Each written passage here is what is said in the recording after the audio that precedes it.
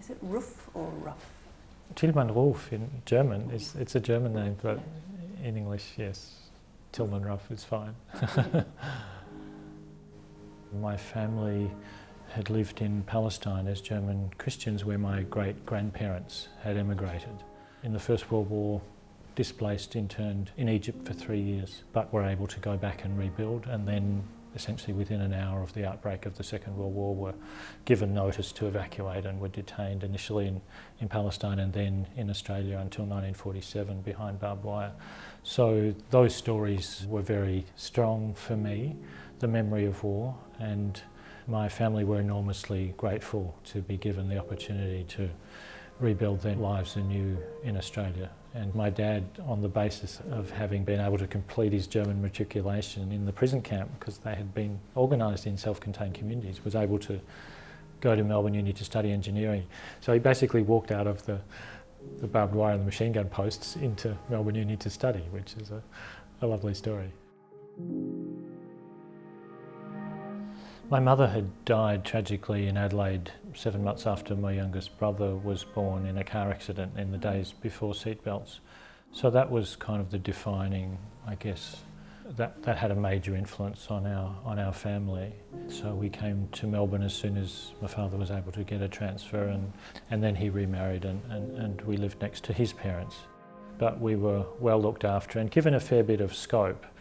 So even when my parents didn't agree with me, they kind of let me run, and I think they probably recognised they'd have trouble stopping me anyway. But one thing I'm very grateful for, one of those things that sticks out, was when in 1970 I wanted to join one of the Vietnam moratorium marches to end Australia's involvement in that tragic war. My father didn't necessarily agree with me. He didn't go to the march. But he wrote a letter to the principal of the school saying, Tilman feels very strongly about this and I don't necessarily agree with him, but I'd be grateful if you could give him the day off school so he could join that march. So that was one of a couple of experiences in adolescence that was very empowering, being part of a large group of people who really could change the course of a nation and influence leadership decisions. Nuclear weapons are awful to think about. They're scary, they're hard to grasp. So I think humans are very good at denial and all sorts of psychological protective mechanisms, and we many of us, I think, just park that threat that this is basically all done and dusted. But thousands of those weapons still exist. Numbers have been reduced by over 80%, so it's been a step in the right direction. But the policies to use them, having thousands of them on high alert status ready to be launched within a few minutes of a decision to do so, their vulnerability to computer glitches, various combinations of technical and human error is profound and has persisted and has now really re-emerged with new nuclear powers. And once that radiation is released, it doesn't respect borders, it doesn't ask for a passport to go anywhere. It's out there and it has effects across generations. This is really the paramount challenge of our age, and we're the first human generation to face not one but two existential threats of our own making: climate disruption through unchecked global warming, and nuclear winter and nuclear famine if nuclear war happens. We don't have the luxury of time on either of those, and I think it's really important that people engage with these issues, and it doesn't matter how that awareness is triggered. It may be a piece of music, it may be a piece of art, it may be a portrait in the National Portrait Gallery, it may be a talk from somebody, it may be reading something, it may be somebody else initiating a conversation.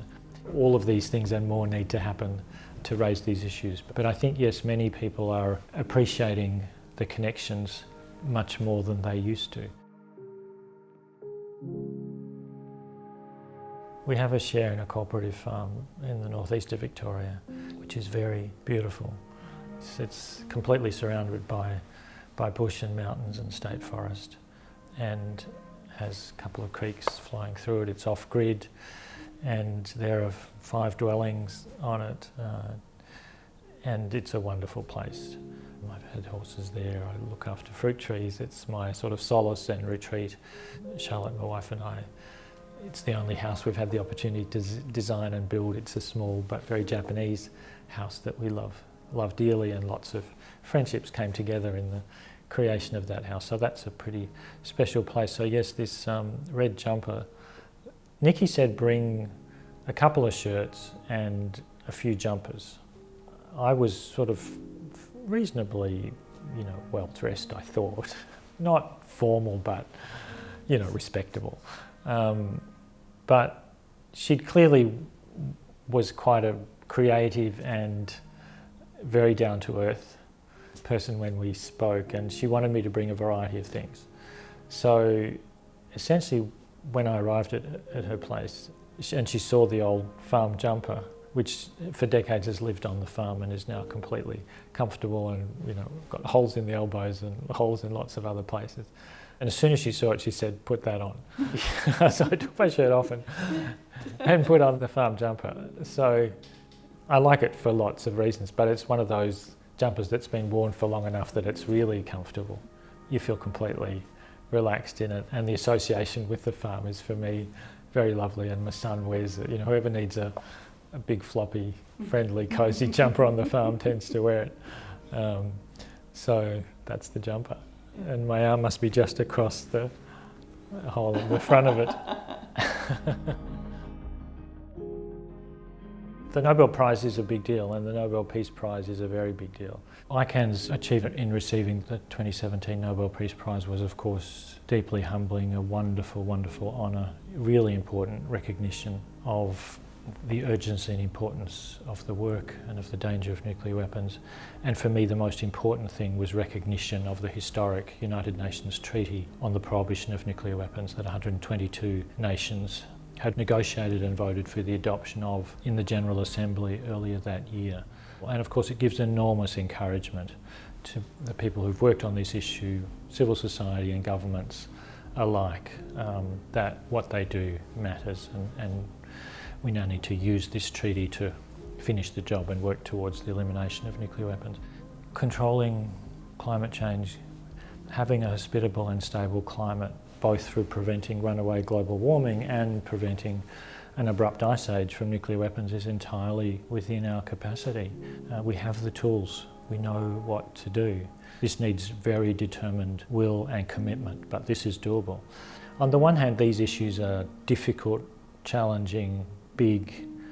These are not things that individually people can address, but working together, these are things that humans created that are within the human capacity to control. And I think for me, the sort of bright spot on the side of that awesome responsibility that no human generation has ever had to confront, but at the same time, that's an enormous opportunity. No generation has ever had the capacity to do so much good for themselves, for all of the things they love and care about, for the future of the world, to literally save the world. That's the opportunity that we have.